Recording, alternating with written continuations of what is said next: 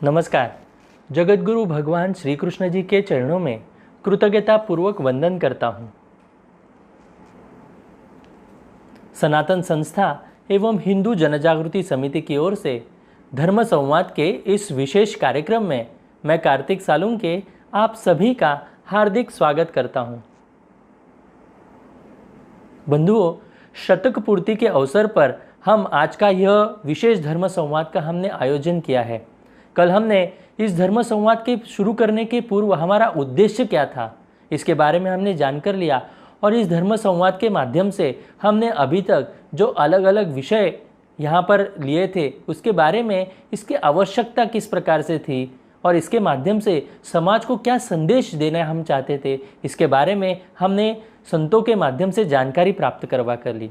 आज भी हम इसी प्रकार से जो अलग अलग विषय इस धर्म संवाद के कार्यक्रम में हमने लिए थे, इसका उद्देश्य क्या था, इसके ऊपर उपाय क्या है और इसे सर्वसामान्य जनता ने किस प्रकार से हमें कार्य करना चाहिए, यह जानकारी लेने हेतु आज का यह विशेष धर्म संवाद शतक पूर्ति के अवसर पर हमने ये ले रहे हैं। यह धर्म संवाद के कार्यक्रम करते समय हमें सभी दर्शकों से बहुत ही उत्स्फूर्त प्रतिसाद मिला। आपने हमें कुछ प्रश्न भी पूछे, आपने शंकाएं उपस्थित की और आपके सुझाव भी हम तक आए। इसके लिए हम सभी आपके प्रति बहुत बहुत कृतज्ञ हैं। आज हम इस धर्म संवाद के माध्यम से जो हमारी प्राचीन शिक्षा व्यवस्था थी, इसमें किस प्रकार से एक प्रकार से समस्याएं निर्माण करने का प्रयास किया गया और इसके ऊपर उपाय योजना क्या है, ऐसे अलग अलग विषयों में हम आज जानकारी लेने वाले हैं। हमारे साथ हिंदू जनजागृति समिति के राष्ट्रीय मार्गदर्शक सद्गुरु डॉक्टर चारुदत्त पिंगले जी दिल्ली से जुड़े हैं तथा वाराणसी से पूजनीय नीलेश सिंघबा जी हमारे साथ जुड़े हैं। मैं उपस्थित संतों के चरणों में कृतज्ञता पूर्वक वंदन करता हूँ। सर्वप्रथम मैं सद्गुरु डॉक्टर चारुदत्त पिंगले जी के पास जाना चाहूँगा। सद्गुरु डॉक्टर पिंगले जी, राष्ट्र व धर्म की वर्तमान दुस्थिति के बारे में बताते समय आपने आधुनिक शिक्षा पद्धति, साम्यवाद का बढ़ता प्रभाव आदि कारण बताए। यह स्थिति बदलने के लिए क्या कार्य करना होना चाहिए अभी की स्थिति में, इसके बारे में भी आप हमारे दर्शकों को बताएं। जी कार्तिक जी, कोई भी अगर हमारे सामने समस्या आती है तो उसका मूल क्या है, जड़ क्या है, यह अगर हम समझकर नहीं लेते हैं तो उसका उपाय भी परिपूर्ण नहीं होगा। तो जब तक हमें अपनी शिक्षा व्यवस्था को जो षड्यंत्रपूर्वक सदोष बनाने वाले हैं, वे व्यक्ति को मूलतः हम नहीं जानते, उनके मानसिकता को हम नहीं जानते या उनके इस जड़ को नहीं जानते कि किस विचार और हेतु से उन्होंने ये किया है, तब तक इस समस्या का योग्य उपाय नहीं होगा। यानी हमें किससे लड़ना है, किसके ऊपर उपाय करना है, यह पता चलेगा तो हम इसमें परिवर्तन करने के लिए आसानी से प्रयास कर सकते हैं। अब ब्रिटिश आधिपत्य में भारतीय शिक्षा व्यवस्था को जो विकृत करने का एक षड्यंत्र रचा गया था, तो आज स्वतंत्रता के बाद भी वही पाठ्यक्रमों में, हमारे अभ्यासक्रम में, स्कूलों में चल रहा है। यह एक सबसे पहले बड़ी शोकांतिका है। और यह जो ब्रिटिश के बाद, भारत स्वतंत्रता के बाद भारत में चल रहा है, यह एक अत्यंत षड्यंत्र के स्तर पर प्रचारित किया जा रहा है। यह हमें समझने की आवश्यकता है। इन पाठ्य पुस्तकों द्वारा जो प्रचारित किया जाने वाला इतिहास है, उस इतिहास की सत्य असत्यता को हमें जानना होगा। अगर हमें ये पता चलता है कि यह असत्य और झूठा ये वामपंथी लोगों ने अपने हिसाब से तरोड़ मरोड़ कर पेश किया हुआ अगर ये इतिहास है, तो उसके संदर्भ में सही तथ्य देकर हमें उस झूठे इतिहास का खंडन करना पड़ेगा तथा ये झूठा इतिहास बदल करने के हेतु हमें सरकार को बाध्य करने के लिए उतनी ही सशक्तता से हमें प्रयास भी करना होगा। आज पाठ्यक्रमों में हिंदू विरोधी तथा काल्पनिक और झूठी जो आर्यन इन्वेजन थ्योरी या डार्विन का उत्क्रांति का जो सिद्धांत है या और हिंदू धर्म में जातिवाद आदि है, ऐसे जो पढ़ाया जाता है, उन सभी झूठे बातों को कहीं तो बंद करने की मांग हमें करनी होगी। अब भारत में प्रॉब्लम क्या है कि हिंदू धर्म में जाति है करके प्रचारित किया जाता है और जो हिंदू व्यक्ति है उसको उसकी जात धर्म सभी पूछा जाता है। मगर वैसे देखें तो क्रिश्चियनों में भी जाति और पंथ है, इस्लाम में भी जाति और पंथ है। क्रिश्चियन का देखें तो सबसे बड़ा जो कट्टर उनका एक मिशनरी प्रसारक है वो कैथलिक है, फिर प्रोटेस्टेंट है, फिर ऑर्थोडॉक्स है, फिर प्रेस्बिटेरियन है, फिर इवांजेलिकल है। तो ऐसे अनेक प्रकार के जो क्रिश्चियन में भी सेक्ट है और मूलतः इनके आपस में इतने झगड़े और फसाद है, तो क्रिश्चियन होने के बाद भी एक दूसरे को वो सपोर्ट नहीं करते। भारत में जब ये डच आए, फ्रेंच आए, इंग्लिश आए, पुर्तगीज़ आए, तो ये एक दूसरे के ऊपर, ये चर्च एक दूसरे के ऊपर अपना वर्चस्व जमाने के प्रयास में आए थे। वो समन्वय आपस में नहीं था।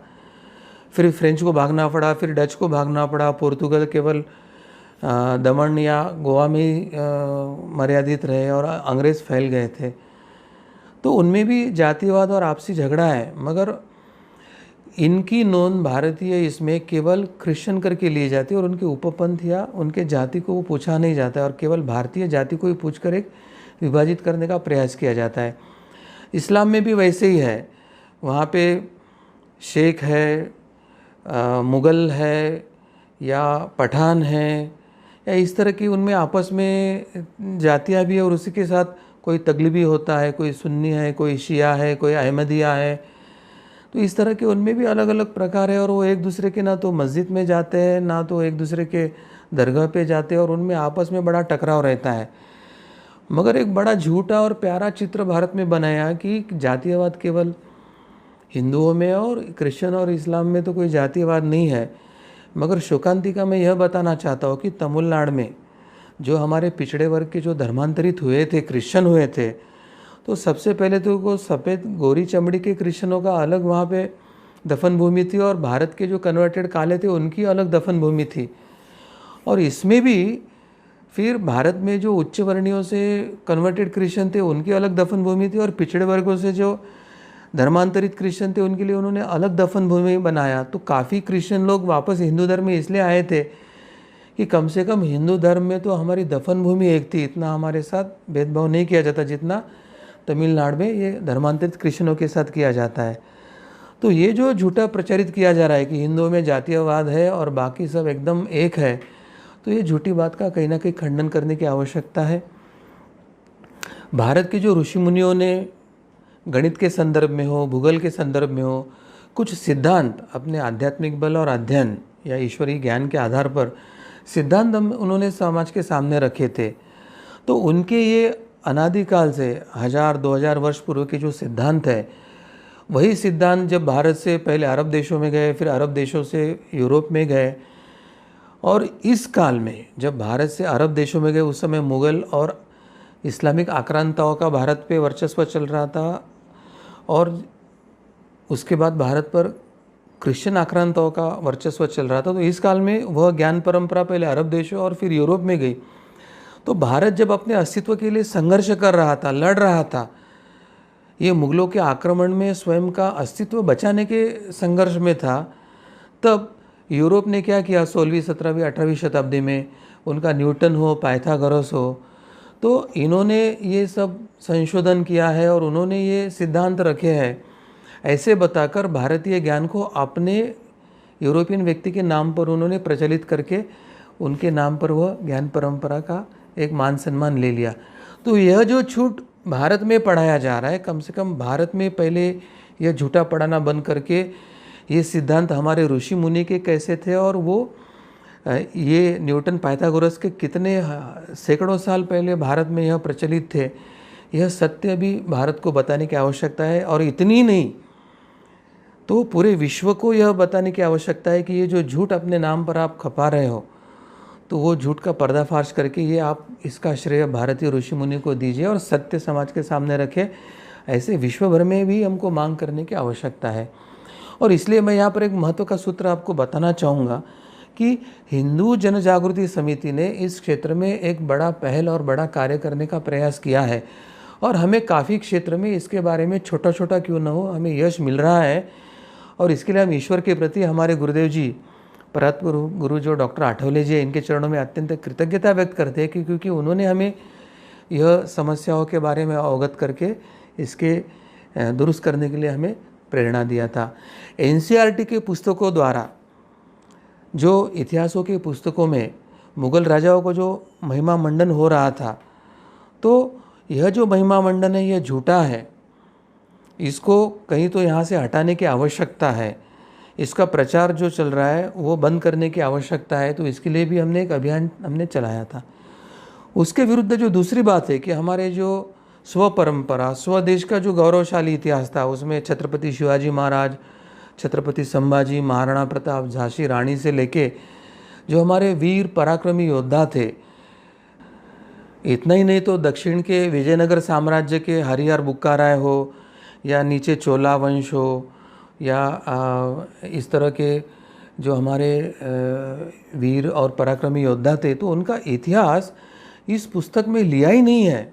आज ऐसी स्थिति है कि भारत के युवकों को 1000 वर्ष में हमारे वीर योद्धाओं ने कैसे संघर्ष किया, 800 वर्ष के आसपास मुग़लों के साथ कैसे संघर्ष किया, आखिरी 200 वर्ष पूर्णतः ये ईसाईयत और ख्रिश्चनी मिशनरियों के साथ यानी अंग्रेज़ों के साथ कैसे संघर्ष किया है, तो यह इतिहास बताया ही नहीं जा रहा है।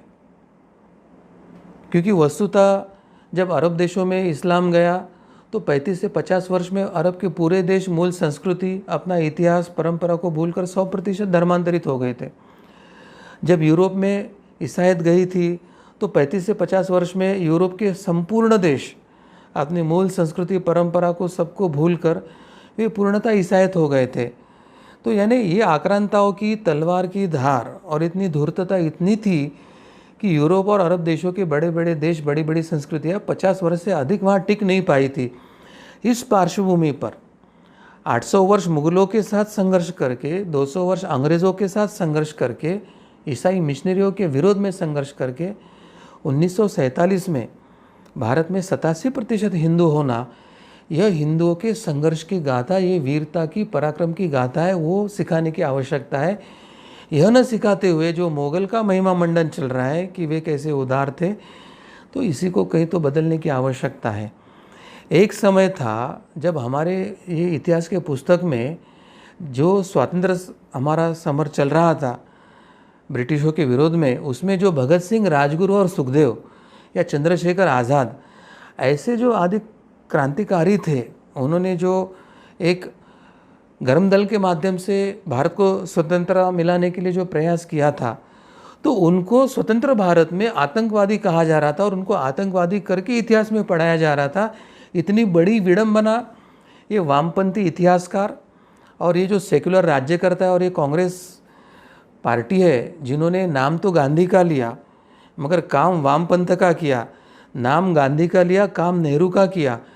तो ये जो गांधी के विचारों के खून करने वाले पार्टियां हैं, सेकुलर पार्टियां हैं, इन्होंने इन गर्म दल के क्रांतिकारकों को आतंकवादी कहकर पाठ्यपुस्तकों में सिखाने कर हमारे क्रांति गाथा को विडंबन करने का प्रयास किया। इसके विरोध में कहीं तो कदम उठाना चाहिए, ऐसे हमारे ध्यान में आया और हिंदू जनजागृति समिति ने इसके विरोध में एक जनजागृति का अभियान छेड़कर सरकार और शिक्षा मंत्रालय, शिक्षा व्यवस्था के विरोध में एक बड़ा आंदोलन खड़ा किया और यह विकृत पाठ बदलने के लिए सरकार को हमने बाध्य किया था।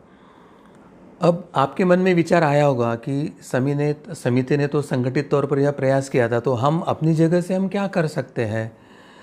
तो मैं आप सबसे यही आह्वान करना चाहूँगा कि आप प्रत्येक परिवार अपने बच्चों की पुस्तकें ज़रूर पढ़िए, चाहे वो प्रथम कक्षा में हो या 10वीं कक्षा में हो, और उसमें जो आपको अनुचित लगता है, जो हमारे इतिहास को कलंकित करने वाला, हमारा परंपरा, संस्कृति, धर्म को एक विडंबनात्मक या विकृत करने वाला लगता है, तो वह समझकर उसके विरोध में सरकार को पत्र लिखना चाहिए, उसके विरोध में आक्षेप उठाना चाहिए। इसी के साथ ऐसे अगर आपके ख्याल में आते हैं तो आप हिंदू जनजागृति समिति के कार्यकर्ताओं को यह बताकर व्यक्तिगत तौर पे प्रयास करते समय हम संगठित तौर पर भी इसके विरोध में कैसे प्रयास करें, इसके लिए भी हम प्रयास कर सकते हैं। शिक्षा तज्ञ तथा हिंदू संगठनों को अगर इस विषय में आप अवगत कराते हैं तो हम सब मिलकर अगर इसके विरोध में अगर आंदोलन खड़ा करते हैं तो वर्तमान में कोई भी, चाहे वामपंथी सरकार हो, सेकुलर सरकार हो या हिंदू विरोधी विचार मत वाली सरकार हो, जागरूक और संगठित हिंदुओं के सामने वे इस तरह का झूठा और विकृत इतिहास आगे के समय में नहीं पढ़ा सकेगी, इतना मैं निश्चित आपको आश्वस्त करना चाहता हूँ। मगर इतना ही नहीं, यह करके हमें चुप नहीं रहना है।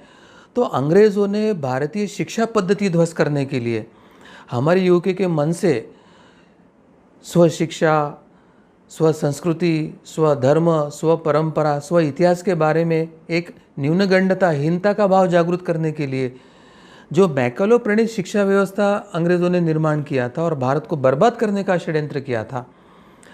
और 1947 के बाद सेकुलर कांग्रेस ने, वामपंथी समर्थक नेहरू ने वही मैकलो शिक्षा आगे शुरू रख के शिक्षा के और इतिहास के सब सूत्र जैसे वामपंथी लोगों के हाथ में सौंप दिया था। तो इन सब बातों का विरोध करने की हमें आवश्यकता है। यह शिक्षा व्यवस्था बदलकर हमारी प्राचीन पारंपरिक गुरुकुल व्यवस्था को लागू करने के लिए हमको सभी को अभी संगठित प्रयास करने की आवश्यकता है। तो इसलिए मैं आप सबको यही विनती करना चाहता हूँ कि आइए हिंदू भाइयों, आप जागरूक हो जाइए। हमारे बच्चों को क्या पढ़ाया जाता है, ये मैकलो प्रणीत शिक्षा व्यवस्था जारी रख के कैसे अंग्रेज़ों की गुलामी की मानसिकता की नीति भारत में जारी है, ये वामपंथ लोकतंत्र का खून करके कैसे वामपंथ को स्थापित करने का प्रयास कर रहा है। तो ये सब का पर्दाफाश करके हमें अपने स्वतंत्र और सुराज्य स्थापना के लिए कदम उठाना होगा, पहल करनी होगी। आप अपना नाम चैट बॉक्स में डालिए, अपना नंबर दीजिए, हम सब मिलकर एकत्रित आकर इस अभियान को आगे बढ़ाएंगे। कार्तिक जी, हमें सबको अभी एकत्रित होकर आगे जाने का समय आया है, ऐसे मुझे लगता है। जी सद्गुरु डॉक्टर पिंगले जी, आपने यहाँ पर हमें, हमारे दर्शकों को जो मार्गदर्शन किया है, इससे हम सभी को ये ध्यान में आया होगा कि हमारी भारत की जो प्राचीन शिक्षा व्यवस्था थी, इसको किस प्रकार से षड्यंत्र पूर्वक ध्वस्त करने का प्रयास किया गया। 800 वर्ष निरंतर मुगलों ने इसको ध्वस्त किया, उसके उपरांत अंग्रेज़ों ने इसको नष्ट करने का प्रयास किया।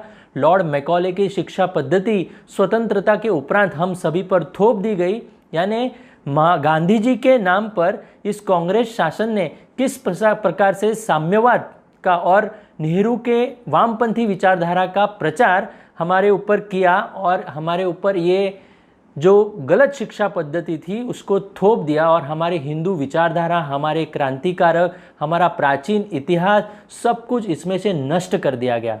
इसके लिए हम सभी को संगठित होना पड़ेगा, इसके लिए संघर्षरत होना पड़ेगा और संवैधानिक मार्ग से हम जो जो प्रयास कर सकते हैं उसके लिए निरंतर हमें इसके लिए प्रयत्न करने होंगे। यह आपकी बातों से हमें ध्यान में आया। मैं सभी दर्शकों को ये बताना चाहूँगा, यदि आप इस राष्ट्र निर्माण के कार्य में सहभाग लेना चाहते हैं तो आप अवश्य हिंदू जनजागृति समिति से संपर्क कर सकते हैं। अपना नाम, संपर्क क्रमांक एवं अपने जिले का नाम आप अपने कमेंट बॉक्स पर अवश्य शेयर कीजिए, ऐसे मैं आप सभी से निवेदन करना चाहूँगा। मैं पूजनीय नीलेश सिंहबा जी के पास जाना चाहता हूँ। पूजनीय नीलेश सिंहबा जी, धर्म संवाद के अंतर्गत हमने एक संवाद का कार्यक्रम लिया था जिसमें भावी आपातकाल और आगे की दिशा, इस विषय पर आपने हमें मार्गदर्शन किया था। परंतु अभी हम वर्तमान की जो कोरोना की ये जो स्थिति अभी हम पर आई है, ये जो संकट आया है पूरे विश्व पर, ये तो रुकने का कोई लक्षण ही दिखाई नहीं दे रहे हैं। तो इस पार्श्वभूमि पर आप हमारे जिज्ञासुओं को, हमारे दर्शकों को क्या मार्गदर्शन करेंगे? जी कार्तिक जी, कोरोना जैसी महामारी हो या अन्य कोई भी नैसर्गिक आपदा हो, हर कोई अपने अपने ढंग से उसका कारण ढूंढने का प्रयास करता है। यदि कोई वैज्ञानिक हो तो अपने उसके बारे में तर्क बताते हैं कि आपदा क्यों आती है, इसका परिणाम क्या हो रहा है। इसमें कोई पत्रकार हो तो पत्रकार अपने तर्क लगाते हैं।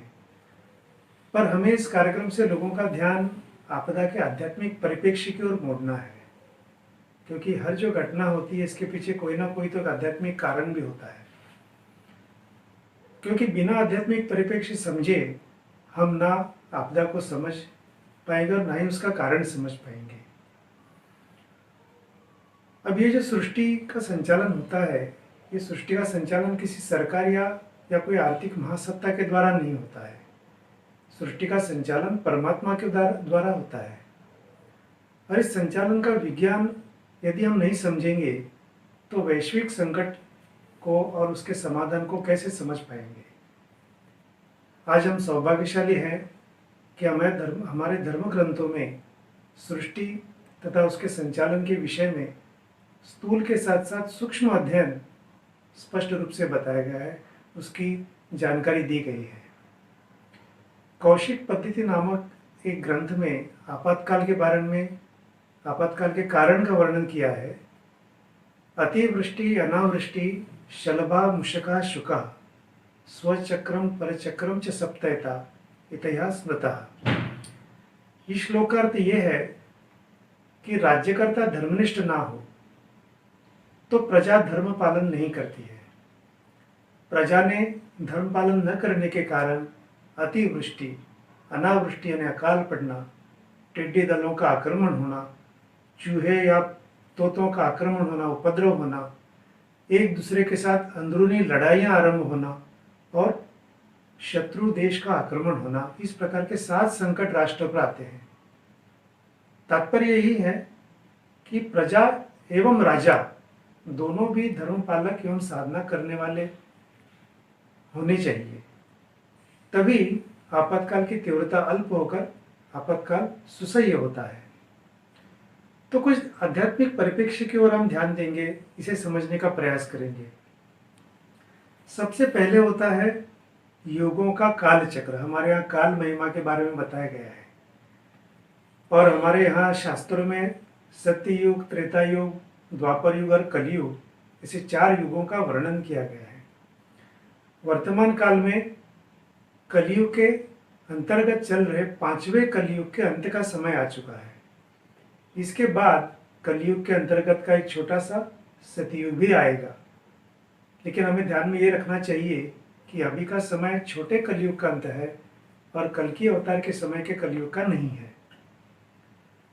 दूसरा एक आध्यात्मिक परिप्रेक्ष्य है, वो है उत्पत्ति, स्थिति और लय का, यानी युग परिवर्तन ये ईश्वर निर्मित प्रकृति का एक नियम है।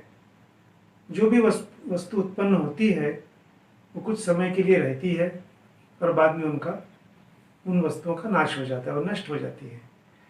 इसे उत्पत्ति, स्थिति और लय यह नियम कहा गया है। उदाहरण के रूप में हिमालय पर्वत श्रृंखला की उत्पत्ति हुई, वो कुछ काल तक रहेगी और अंत में नष्ट भी हो जाएगी। इसका अर्थ यह है कि जब इस विश्व के किसी भी वस्तु की उत्पत्ति होती है, कुछ समय तक वो रहती है और पश्चात ये अपेक्षा कर सकते कि किसी एक क्षण वो नष्ट भी होगी, तो केवल निर्माता अर्थात ईश्वर ही चिरंतन एवं अपरिवर्तनीय है, ये बात हमारे ध्यान में आती है। इस नियम के अनुसार अभी का समय काल चक्र में एक परिवर्तन का समय है। दूसरे शब्दों में कहा जाए तो आपत्तियों से प्रकृति अपना संतुलन बना रही है। इसमें समझना होगा कि आपत्तियों से जो भी कुछ नष्ट हो रहा है उसके अनेक मार्ग हैं। इसमें एक मार्ग है प्राकृतिक आपदाएं। नाश की इस प्रक्रिया में मानव जाति भी व्यभिचार यानी अपने गलत आचरण एवं आचरण के द्वारा अपना 70% योगदान भी देता है, जो युद्ध के रूप में भी सर्वनाश लाता है। यानी इसमें मैं ये बताना चाहता हूँ कि ये जो प्राकृतिक आपदाएं वगैरह आती हैं, इसमें मानव जाति भी अपने व्यभिचार और आचरण से इसका बड़ा योगदान देता है। वो उसका प्रमाण 70% है। इसमें उत्पत्ति, स्थिति, लय यानी विनाश, इस काल चक्र के नियम के अनुसार रज तम गुणी यानी जो पापी लोग होते हैं, उन सभी पापी लोगों के जो प्राण है, उनके प्राणों की हानि अधिक प्रमाण में होगी। इससे वातावरण की एक प्रकार से शुद्धि ही होने वाली है। इस काल का उल्लेख अनेक भविष्यवेत्ताओं ने भी अपने भविष्यवाणियों में किया गया है। अब दूसरा होता है मनुष्य का कर्म और समष्टि प्रारब्ध। अब प्रारब्ध क्या है समझने के लिए हम मनुष्य का प्रारब्ध कैसे होता है समझने का प्रयास करेंगे। वर्तमान कलयुग में मनुष्य का 65% जो जीवन है वो प्रारब्ध के अनुसार व्यतीत होता है और 35% जो जीवन है वो अपने क्रियमाण कर्म यानी कर्म करने के स्वातंत्र के अनुसार वो व्यतीत होता है। 35% क्रियमाण उसमें उसके द्वारा हुए अच्छे और बुरे कर्मों का फल जो है वो प्रारब्ध या भाग्य के स्वरूप में उसे भोगना पड़ता है इस जीवन में।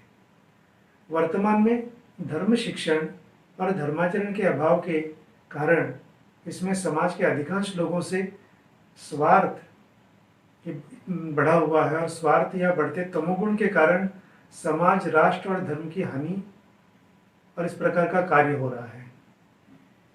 ये गलत कर्म पूरे समाज को भुगतने पड़ते हैं क्योंकि समाज उसकी इन सभी चीज़ों की ओर अनदेखी करते हैं।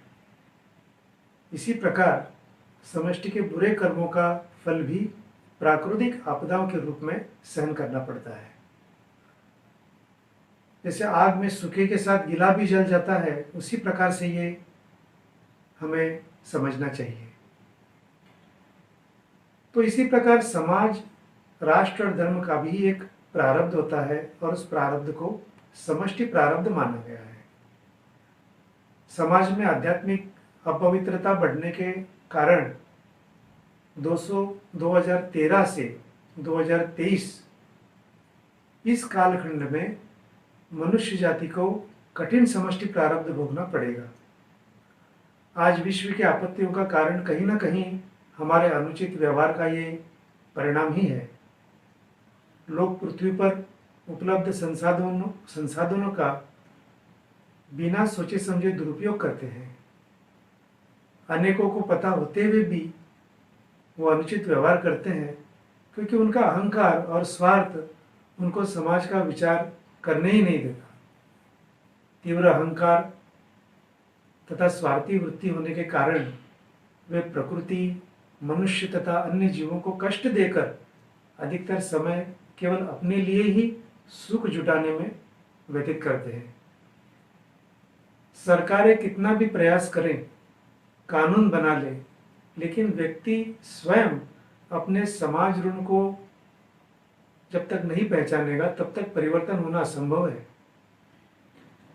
समाज में लोग प्रकृति और समाज का विचार करते हैं, ऐसे बहुत चुनिंदा लोग हैं और उनके जीवन में हम अगर झांक कर देखेंगे तो वे धर्माचरण करने वाले, दयालु स्वभाव के, सभी के प्रति प्रेम रखने वाले ऐसे ही लोग होते हैं।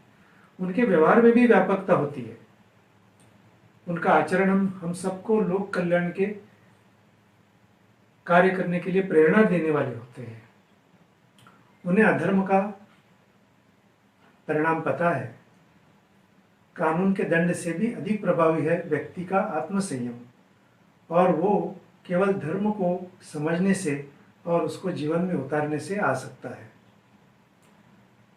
हम आपातकाल को रोक नहीं सकते, परंतु इस आपदा के परिणाम सौम्य करने का तथा स्वयं की रक्षा करने के लिए प्रयास हम अवश्य कर सकते हैं। आपातकाल के दृष्टिकोण से हमें क्या क्या तैयारियां करनी हैं, जैसे आपातकाल में चक्रवाती तूफान आते हैं, भूकंप आदि के कारण बिजली की आपूर्ति बंद हो जाती है, पेट्रोल, डीजल आदि ईंधनों की और बहुत सारी चीज़ों की किल्लत होने के लिए आरंभ हो जाता है और ऐसी किल्लत होने से यातायात की जो व्यवस्था है ये भी रुक जाती है। उसके कारण हमारे घर तक पहुंचने वाले रसोई का गैस हो, खाने पीने की वस्तुएं हो, कई महीने तक मिलना मुश्किल हो जाता है, मिलना कठिन हो जाता है और फिर भी उनकी नियंत्रित आपूर्ति उस समय हमारे लिए की जाती है, लेकिन वो भी कभी कभी पहुंचने में बहुत दिक्कत आती है। आपातकाल में डॉक्टर, वैद्य, औषधियाँ, चिकित्सालय आदि की उपलब्धता होना लगभग हमारे लिए असंभव हो जाता है। ये सब ध्यान में लेते हुए आपातकाल का सामना करने के लिए सभी को शारीरिक, मानसिक, पारिवारिक, आर्थिक और आध्यात्मिक इत्यादि स्तरों पर पूर्व सिद्धता यानी तैयारी करना बहुत आवश्यक है। और हमारे दर्शकों को हम फिर से एक बार बताना चाहेंगे कि आगामी काल में आने वाले भीषण आपत्तियों से रक्षा होने के लिए अच्छी साधना करना और भगवान का भक्त बनना आवश्यक है। इसके लिए अभी से सभी प्रयत्न आरंभ करें। जी पूजनीय नीलेश सिंह जी, आपने हमारे दर्शकों को यह जो संकट आया है कोरोना का, तो इसके बारे में आध्यात्मिक परिप्रेक्ष्य क्या है, इसके बारे में आप हमारे दर्शकों को आपने बताया।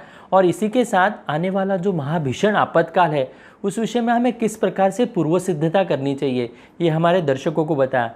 मैं सभी से ये अनुरोध करना चाहूँगा, यह जो महत्वपूर्ण विषय हमने धर्म संवाद में लिया है, इसके बारे में यदि आपको अधिक जानकारी चाहिए हो तो आप हिंदू जागृति इस यूट्यूब चैनल पर जाकर हमारे प्लेलिस्ट से आप यह सभी जो कार्यक्रम हैं इसको आप पुनः देख सकते हैं। अधिक से अधिक लोगों तक इसे पहुंचाने का प्रयास कर सकते हैं। इस आने वाले आपातकाल की दृष्टि से हम आप सभी के लिए यह मालिका बहुत ही मार्गदर्शक होगी। मैं सद्गुरु डॉक्टर चारुदत्त पिंगले जी के पास जाना चाहता हूँ। सद्गुरु डॉक्टर पिंगले जी, मुस्लिम आक्रांताओं ने हमारे गुरुकुलों को नष्ट करने से भारतीय शिक्षा व्यवस्था पर आघात हुआ, लेकिन क्या केवल आक्रमण ही कारण था या अन्य भी कुछ कारण थे? इसके बारे में आप हमारे दर्शकों को बताएं। कार्तिक जी, मुस्लिम आक्रांताओं ने हमारे गुरुकुलों को नष्ट करने का जो प्रयास किया उससे भारतीय शिक्षा व्यवस्था पर आघात तो हुआ है, मगर उसके साथ अन्य बहुत सी कारणें भी है जिसके वजह से हमारी शिक्षा व्यवस्था पर परिणाम होते गया। क्योंकि प्रारंभिक चाहे बौद्ध काल हो तो उसके पहले भारत में सर्वत्र वैदिक काल ही प्रचलित था। वैदिक काल में सब तरफ जो विद्यालय, विश्वविद्यालय और शिक्षा व्यवस्था थी वो वेदों से लेके तो सभी तरह के जो पारंपरिक विज्ञान हो, अर्थनीति हो, शिक्षा हो, धातु विज्ञान हो, खगोल शास्त्र हो, ज्योतिष शास्त्र हो, कला हो, साहित्य हो, इसी सभी संदर्भ में विषय चल रहे थे। मगर वैदिक काल को थोड़ा सा ग्रहण लगने के बाद कुछ राजाओं ने, हिंदू राजाओं ने बौद्ध मत स्वीकार किया था। अब बौद्ध मत स्वीकार करने के बाद ये जो वैदिक परंपरा के जो स्कूल और विश्वविद्यालय थे, अब वो बौद्ध परंपरा के राजाओं के हाथ में जाने के बाद उस शिक्षा व्यवस्था में बौद्ध धर्म की भी धर्म शिक्षा के कुछ प्रावधान शुरू होकर विद्यालय, विश्वविद्यालयों पर बौद्ध पद्धति का भी संस्कार होना प्रारंभ हुआ। 5वीं शताब्दी से 12वीं शताब्दी तक करीब करीब 700 वर्ष के काल में बौद्ध राजा के अधीन जो शिक्षा पद्धति में जो विश्वविद्यालय थे उन्होंने शिक्षादान का कार्य जारी रखा था। अब बौद्ध काल में भी शिक्षा में साहित्य, दर्शन, कला, व्यापार, कृषि आदि पाठ्यक्रम उच्च स्तर पे उसी तरह से जैसे वैदिक काल में चल रहा था उसी आगे सिखाते रहे थे। और उसके साथ कुछ बौद्ध धर्म के संदर्भ में या बाद में कुछ जैन परंपरा में जो राजा परावर्तित हो गए उसके कारण कुछ जगह जैन पंथ के विषय में भी अभ्यासक्रम पाठ्यक्रम में शुरू हुए थे। अब बौद्ध विश्वविद्यालयों में छात्रों के संस्कार, आचरण तथा उनकी आध्यात्मिक विकास, इन बातों पर विशेष ध्यान दिया जाता था तथा जो वैदिक परंपरा में प्रश्नोत्तर हो या वाद विवाद हो उसके माध्यम से जो ज्ञान देना या ज्ञान परंपरा जारी रखना होता था, उसी प्रकार बौद्ध काल में भी ज्ञान ग्रहण और ज्ञानदान की परंपरा आगे शुरू थी। परंतु 700 वर्ष के दीर्घ काल में धीरे धीरे जैसे बौद्ध मत का प्रभाव कम होने लगा और पुनश्च वैदिक काल का उदय होने लगा, तो बौद्ध विश्वविद्यालयों में जो कार्यान्वित जो उनके अनुयायी थे तो वे गौतम बुद्ध के जो बताए गए मूल सिद्धांत थे तो उन सिद्धांतों का पालन करना या उन सिद्धांतों का अनुकरण करना ऐसे उनसे धीरे धीरे धीरे कम होते गया। यानी कर्म से, आचरण से बौद्ध धर्म के अनुयायी है वह खंडित होने लगे, उनका प्रमाण कम होने लगा। इन बौद्ध विश्वविद्यालयों का एक वैशिष्ट्य भी था, जैसे हमारे वैदिक परंपरा में शिक्षा व्यवस्था में हम छात्रों के संस्कार, आचरण एवं उनके आध्यात्मिक विकास पर विशेष ध्यान देते हैं, उसी धरती पर इन विश्वविद्यालयों में भी छात्रों के इन तीनों विकासों पर ध्यान दिया जाता था तथा हमारी परंपरा में जिस तरह से प्रश्नोत्तर हो या वाद विवाद हो, इसके माध्यम से ज्ञान ग्रहण की एक परंपरा चालू थी, वह भी इन विश्वविद्यालयों में शुरू ही थी। परंतु 700 वर्ष के जो दीर्घ काल में गौतम बुद्ध ने जो मूलभूत सिद्धांत बताए थे, उसका पालन करना, उनका अनुकरण करना जैसे जैसे कम होते गया, बौद्ध धर्म का प्रभाव समाज के ऊपर से कम होते गया, या फिर से हिंदू धर्म की परंपरा के लोगों ने स्वीकार करना शुरू किया राजा हटने के बाद, तो उसका परिणाम शिक्षा व्यवस्था पर भी हुआ और धीरे धीरे बौद्ध मत का प्रभाव भी इन शिक्षा या महाविद्यालय के इकाइयों से कम होते गया। इन समय में दूसरा एक जो बात हुई कि बौद्ध राजा आने के बाद अहिंसा तत्वज्ञान के ऊपर अधिक जोर देने के कारण जो सर्वसामान्य लोगों को एक सैनिक शिक्षा देने की आवश्यकता होती थी, तो उस सैनिक शिक्षा की उपेक्षा इन विश्वविद्यालयों ने किया था। राजाओं ने बौद्ध मत धारण करने के बाद, गौतम बुद्ध के अहिंसा तत्व को स्वीकारने के बाद, अपनी प्रजा के रक्षा हेतु, राष्ट्र के रक्षा हेतु सैनिक निर्माण हो, प्रजा को, युवकों को सैनिकी शिक्षा मिले, उसकी योजना न बनाने के कारण सैनिकी शिक्षा से समाज वंचित रहा। बौद्ध काल में अस्त्र और शस्त्र का निर्माण हो, उसके संदर्भ में अनुसंधान हो, उसकी विकास हो, उन्नति हो, ये सब प्रक्रिया बंद हो चुकी थी और सैनिक शिक्षा भी बंद, अस्त्र शस्त्र विकास की प्रक्रिया भी बंद होने के कारण एक समाज में ऐसी स्थिति हुई कि व्यक्ति स्वयं का प्रतिकार करने की स्थिति में नहीं थे। और ऐसे जब स्थिति भारत भूमि पर आई थी, ऐसे समय में इस्लामी आक्रांताओं ने भारत पर आक्रमण किया और भारतीय सेना दुर्बल थी, शस्त्र अस्त्र विकसित नहीं थे, पुरातन या पारंपरिक थे, और राज्य भी सैनिकी बल के आधार पर वो कमज़ोर बन चुके थे। तो आक्रांताओं से रक्षण करने की योजना ही राजाओं के पास नहीं थी और इस कारण मुस्लिम आक्रांताओं की छोटी छोटी भी टोलियाँ आई और उन्होंने भिक्षुओं की हत्या करना शुरू कर दिया, विश्वविद्यालयों का विध्वंस शुरू किया। उनकी जो संपदा थी, चाहे उनकी इमारतें हो या उनका समृद्ध ग्रंथालय हो, उसको ध्वस्त करके जलाने का एक बड़ा पाप ये लोग करना शुरू कर दिया। और परिणाम क्या हुआ उसका कि भारत कई शताब्दी तक इस्लामी शासकों का, आक्रांताओं का गुलाम बन के रह गया। तो वैदिक काल के बाद जब बौद्ध काल आया, अहिंसा के तत्वज्ञान का प्रभाव पड़ा, सैनिकी शिक्षा देना बंद हुआ और अस्त्र शस्त्र का अनुसंधान और विकास करना कम हुआ। ऐसे इसमें इस्लामी आक्रांता आए और हजारों वर्ष की वीरता की गौरवशाली परंपरा की जो एक विरासत हमें मिली थी, तो कहीं ये गुलामी के दौर भारत में शुरू हो गए। अब आक्रांताओं ने आकर स्थानिक लोगों को पराजित करके धीरे धीरे अपनी सत्ता कायम करने के लिए उनके प्रयास शुरू हुए और मध्यकालीन इतिहास में धीरे धीरे भारत के एक बड़े प्रदेश पर इस्लामी शासन प्रारंभ हुआ। 12वीं से 16वीं शताब्दी तक, करीब करीब 400 वर्ष तक भारत में प्रमुखता अनेक राज्यों में, बहुतांश भागों में इस्लाम की सत्ता का शासन स्थापित हो गया। इस कालावधि में उन्होंने ध्वस्त किए गुरुकुल तथा जो विश्वविद्यालय थे, वे फिर से चालू करने की ना तो उनकी क्षमता थी और ना उन्होंने प्रयास किया था। और राज्य मुस्लिम शासकों के अधीन होने के कारण उनका विचार भारत की जो पारंपरिक शिक्षा है या विश्वविद्यालय या विद्यालय, उनको स्थापित करने के संदर्भ में नहीं थी। किंबहुना इन पारंपरिक शिक्षा व्यवस्था को उद्ध्वस्त करके उन्हें अपने इस्लामिक विचारों का प्रचार के हेतु जो उपयुक्त थी, ऐसे शिक्षा व्यवस्था स्थापित करने का उनका प्रयास चल रहा था और इसलिए उन्होंने अपनी नई मुस्लिम शिक्षा प्रणाली की स्थापना भारत के भूमि पर प्रारंभ कर दिया।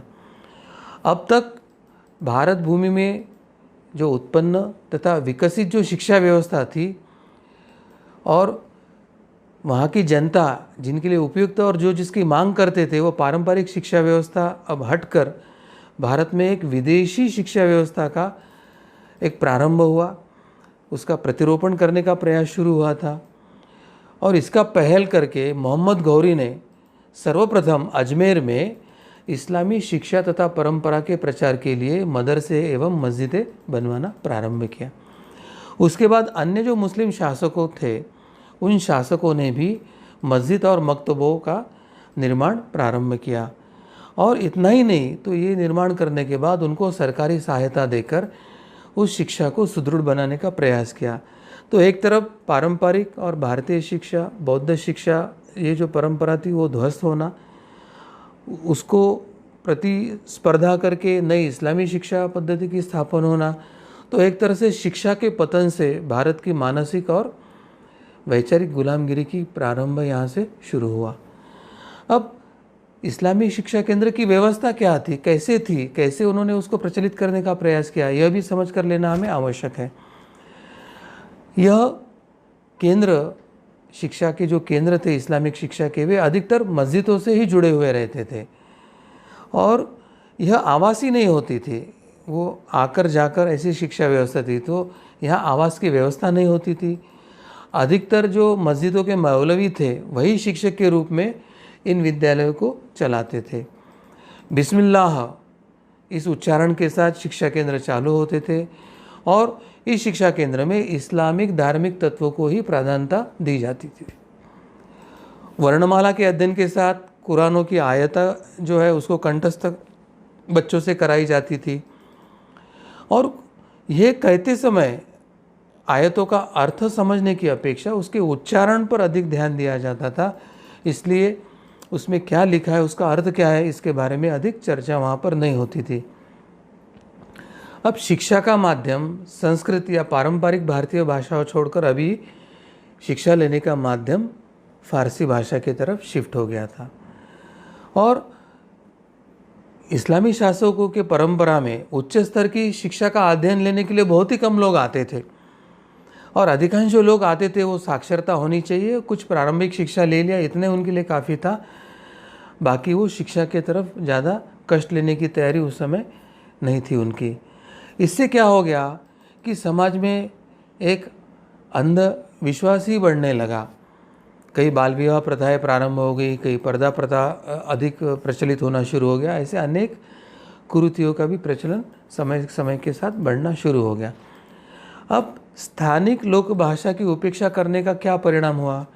शिक्षा का माध्यम अगर स्वभाषा है, स्थानिक भाषा है तो क्या लाभ होता है, परंतु स्थानिक स्वभाषा न रखने के कारण क्या परिणाम हुआ?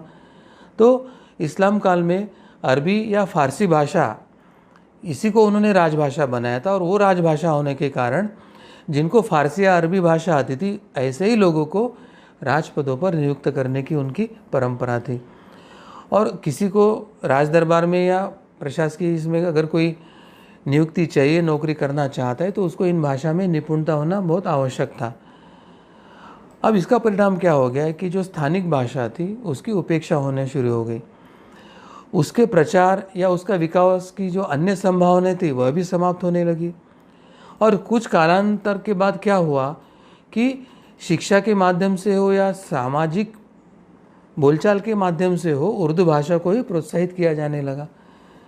तो एक तरह से इस्लामी आक्रांताओं का शासन यह स्वभाषाओं पर एक आघात था, स्वभाषा के प्रचलन और विकास पर एक आघात था और राजभाषा होने के कारण सर्वसामान्य की बोलचाल की भाषाओं पर प्रभाव करके अभी उर्दू को ही व्यापार किया, बोलचाल की भाषा बनाने के लिए जो एक बाध्य किया गया।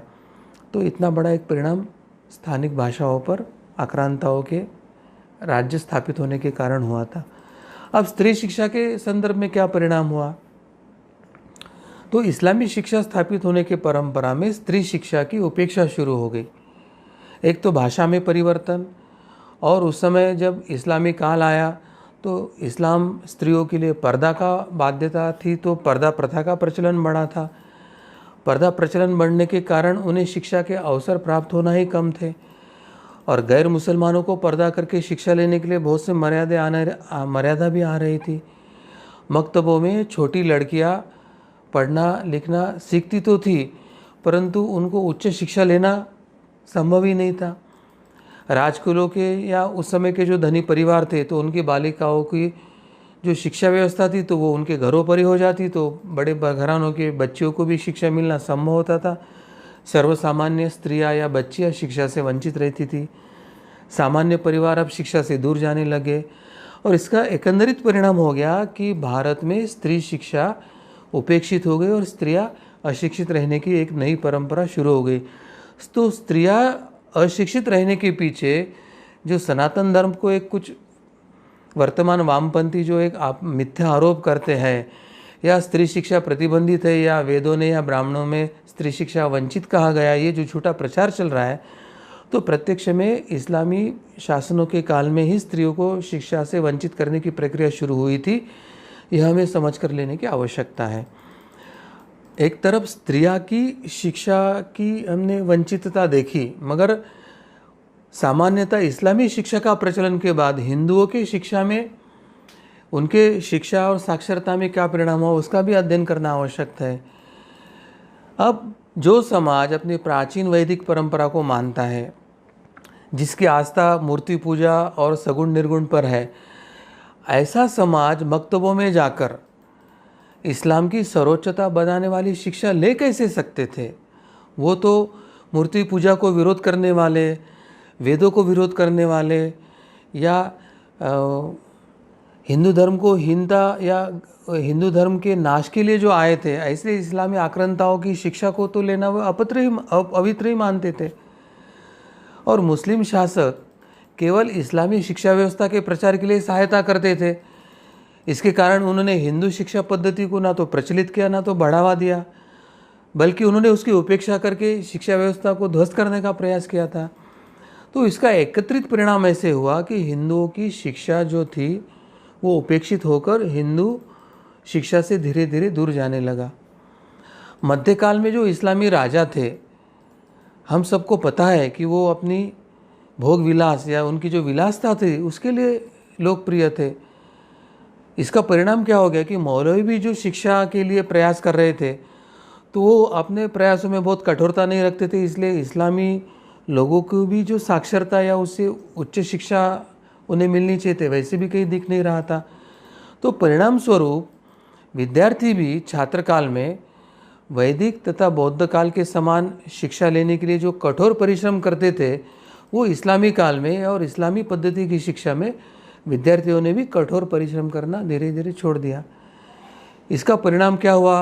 राज्य में विद्रोह, हत्या, इतनी बातें बढ़ने लगी। मुस्लिमी शासक जो थे वो बार बार बदलना उनका शुरू हो गया। एक ही परिवार, बच्चा है तो अपने पिता की हत्या कर रहा है, तो भतीजा है वो चाचा की हत्या करके सत्य हाथी आ रहा। तो राजा और शासक निरंतर बदलने की प्रक्रिया में शिक्षा की नीति भी स्थिर न होने के कारण शिक्षा व्यवस्था पर एक विपरीत और गंभीर परिणाम हुआ था। क्योंकि एक शासक आया और वो गया और फिर दूसरा शासक आया, तो दूसरा आने वाला पहले शासक की शिक्षा व्यवस्था को बदल देता था और वो अपने हिसाब से नई शिक्षा व्यवस्था शुरू कर देता था। तो इसके कारण इस्लामिक काल में शिक्षा व्यवस्था सदैव अस्थिर रही और वो पतन की तरफ ही रही, ऐसे हमें दिखाई देता है।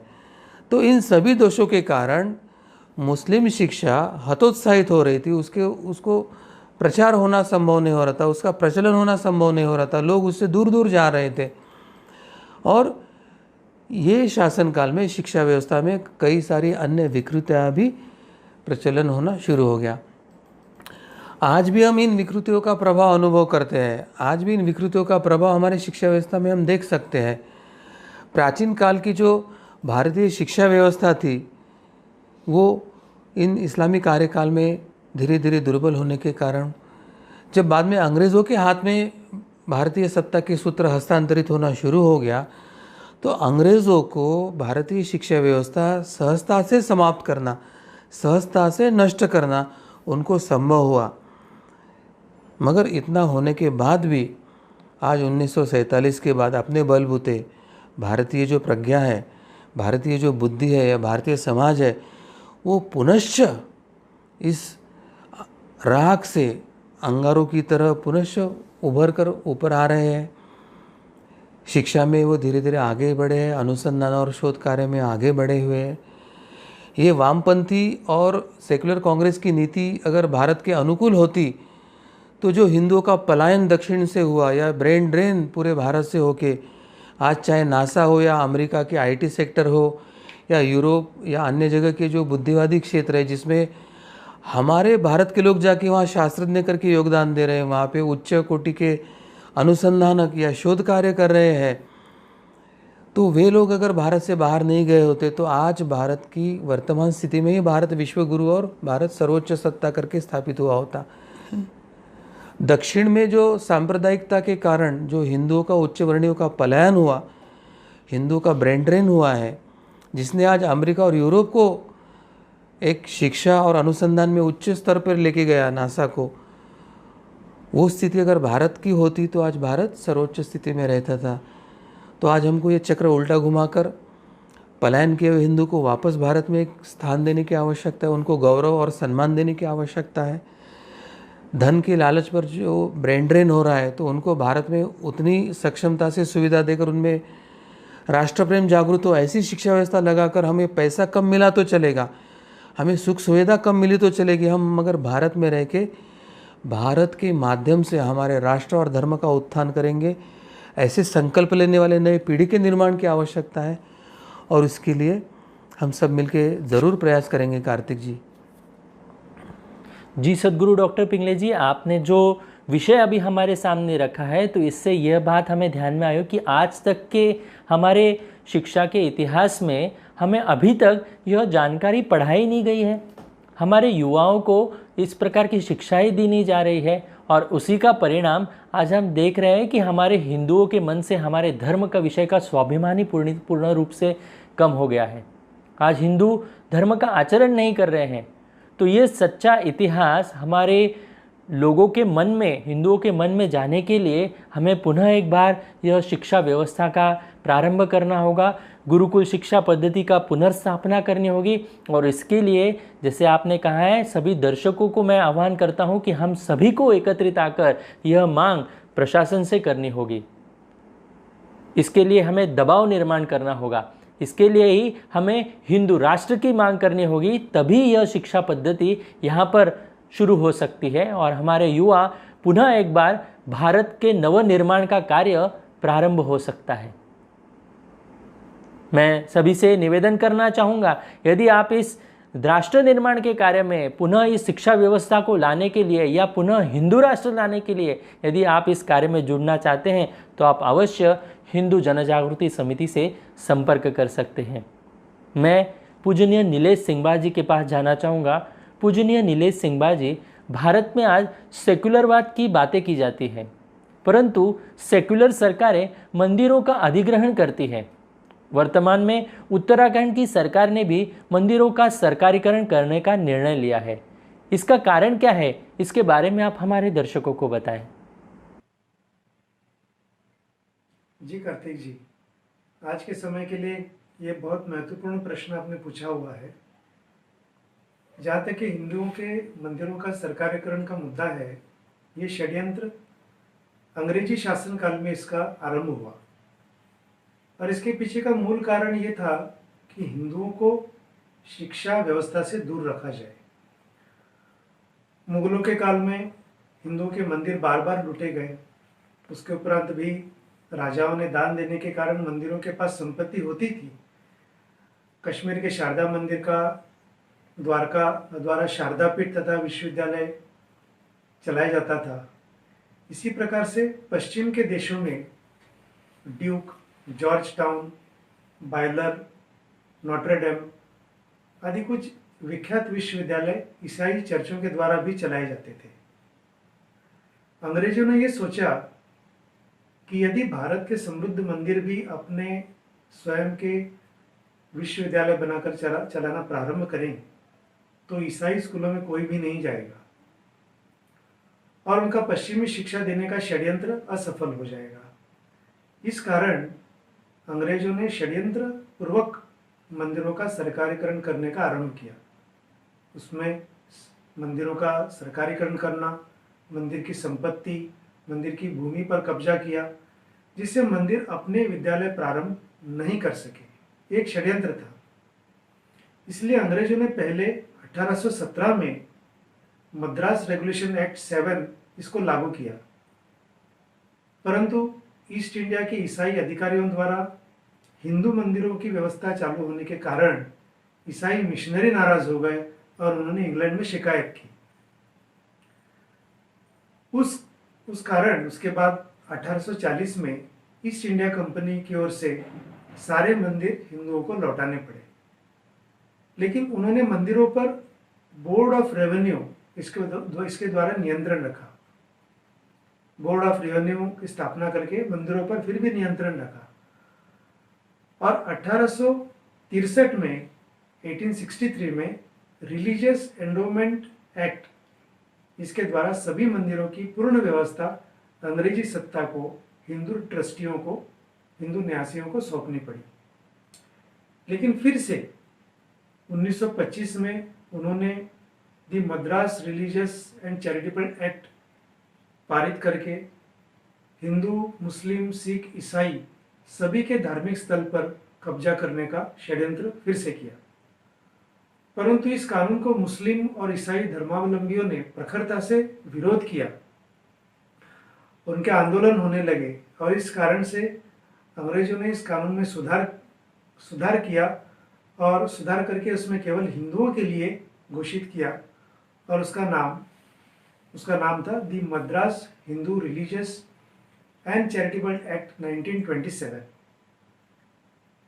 इसको पारित कर दिया और 1935 में तो उन्होंने और भी कठोर कानून बनाया और ये कठोर कानून बनाकर सरकार किसी भी मंदिर को नोटिस देकर अपने कब्जे में ले सकती है, ऐसे अंग्रेजी सत्ता ने घोषित कर दिया। विभिन्न राजाओं के राज्य भी इसी प्रकार से उन्होंने अपने अधीन कर लिए, कब्जे में लिए और इसी प्रकार मंदिरों पर भी कब्जा किया। भारत की स्वतंत्रता के उपरांत कुछ बदलाव नहीं हुआ, ये बहुत दुर्भाग्य की बात है। और गोरे अंग्रेज यहाँ से चले गए और काले अंग्रेज जो है वो यहाँ पर आ गए और 1951 में 1951 में Hindu religious and charitable endowment act 1951 ये बनाकर मंदिरों को सेकुलर सरकार के द्वारा नियंत्रित करने के लिए मार्ग बनाया गया। सेकुलर शासन ने धार्मिक अधिनियमों के द्वारा हिंदुओं के मंदिरों की भूमि और संपत्ति को जब्त कर लिया। तो ये कितनी शर्मनाक बात है कि भारतीय मंदिर सेकुलर राज्य के द्वारा चलाए जा रहे हैं। हमें समझना चाहिए कि जब तक ये मंदिर शासन द्वारा शासित और प्रशासित रहेंगे, मंदिरों के द्वारा सार्वभौमिक शिक्षा की व्यवस्था करना संभव कभी भी नहीं होगा। यदि भारतीय संस्कृति को विश्व प्रक्रियाओं में अपना प्राकृतिक स्थान खोजना है तो मंदिरों को सरकारी नियंत्रण से मुक्त करने की आज आवश्यकता है और इससे न केवल भारत की कलात्मक और धार्मिक परंपराओं के लिए बल्कि विज्ञान, प्रौद्योगिक और समाज की समकालीन समस्याओं के प्रति समर्पित मंदिर विश्वविद्यालयों के विकास के लिए मदद हमें मिल सकती है। तो कार्तिक जी, जब तक ये मंदिर शासन द्वारा शासित और प्रशासित रहेंगे, मंदिरों के द्वारा सार्वभौमिक शिक्षा की व्यवस्था करना संभव नहीं होगा। यदि भारतीय संस्कृति को विश्व प्रक्रियाओं में अपना प्राकृतिक स्थान खोजना है तो मंदिरों को सरकारी नियंत्रण से मुक्त करने की आज आवश्यकता है। इससे न केवल भारत की कलात्मक और धार्मिक परंपराओं के लिए बल्कि विज्ञान, प्रौद्योगिक और समाज की समकालीन व्यवस्थाओं के प्रति समर्पित मंदिर विश्वविद्यालयों के विकास में मदद मिलेगी। जी पूजनीय नीलेश सिंघा जी, आपने जो जानकारी हम तक पहुंचाई है, इससे भी यही बात हम सभी को ध्यान में आई कि मंदिरों का सरकारीकरण होना, इसके पीछे का मूल जो इसकी शुरुआत हुई थी वो अंग्रेज़ों के काल से शुरू हुई थी और इसका परिणाम यही था कि हिंदुओं को जब से शिक्षा व्यवस्था से, हमारी प्राचीन शिक्षा पद्धति से दूर किया गया, तब से यह मंदिरों का सरकारीकरण का षड्यंत्र शुरू हुआ है। और आज भी निरंतर इस सेकुलर सरकार में भी, इस सेकुलर आज के हमारे संविधान में भी इस प्रकार से यह कार्यवाही हो रही है। और इसके लिए एक ही उपाय है कि हम सभी हिंदुओं को एकत्रित आकर हिंदू राष्ट्र की मांग करनी चाहिए और मंदिरों को सरकारीकरण से दूर रखकर उसका व्यवस्थापन भक्तों के हाथों में सौंप देना चाहिए। बंधुओं, हमारे मंदिर हमारे शक्ति का, ऊर्जा का स्रोत है, ऊर्जा के केंद्र है। इसके लिए मंदिरों के माध्यम से हमारी धर्म की शिक्षा का एक प्रसार बहुत बड़ी मात्रा में होना चाहिए और इसके लिए ही हम सभी को संगठित होकर इसके लिए प्रयास करना होगा। यह कार्य धर्म संस्थापना का कार्य है, भगवान श्री कृष्ण जी का कार्य है। इसके लिए मैं सभी दर्शकों से यह आह्वान करता हूँ कि इस धर्म संस्थापना के कार्य में आप सभी एकत्रित आकर संगठित रूप से प्रयास करें।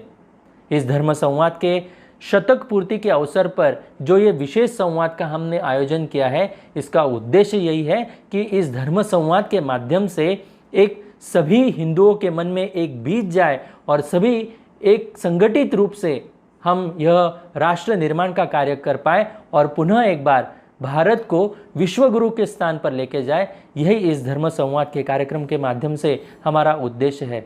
मैं सभी दर्शकों को पुनः एक बार निवेदन और आह्वान करना चाहूँगा, यदि आप इस कार्य में जुड़ना चाहते हैं तो आप अवश्य आपकी जानकारी चैट बॉक्स पर दें। यह धर्म संवाद की मालिका सुनते समय यदि आपके कोई अभिप्राय है तो आप अवश्य हमें अभिप्राय दे सकते हैं। आपके संपर्क में जो समिति समन्वयक हैं उन्हें आप दे सकते हैं या फिर अपने चैट बॉक्स पर आपके अभिप्राय आप हम तक निश्चित रूप से पहुंचाएं। यह कार्यक्रम देखते समय हमारे दर्शकों में से भी अनेक लोगों ने हमें अभिप्राय दिए हैं, उसका एक वीडियो अभी हम यहाँ पर देखेंगे। नमस्ते, मेरा नाम दीपक है। मैं धनबाद झारखंड से हूँ। मैं और मेरा परिवार प्रतिदिन सत्संग सुनते हैं, जिस सत्संग सुनने से मेरे और मेरे परिवार में बहुत सारी लाभ हुए हैं और बहुत अच्छी अनुभूति भी हुई है। जैसे कि आप में बहुत अच्छे संस्कार आने लगेंगे, बहुत अच्छी अनुभूति होने लगेगी, मानसिक तनाव दूर होने लगेगा। सो आप लोग अवश्य इस सत्संग से अवश्य जुड़िए। नमस्ते। धर्म संस्थापक भगवान श्री कृष्ण जी की कृपा से धर्म संवाद का शतक पूर्ति के अवसर पर आज का यह विशेष कार्यक्रम यहीं पर संपन्न हुआ। इसीलिए मैं उपस्थित संतों के चरणों में और भगवान श्री कृष्ण जी के चरणों में कृतज्ञता व्यक्त कर आज के इस कार्यक्रम को यहीं पर विराम देता हूँ। नमस्कार।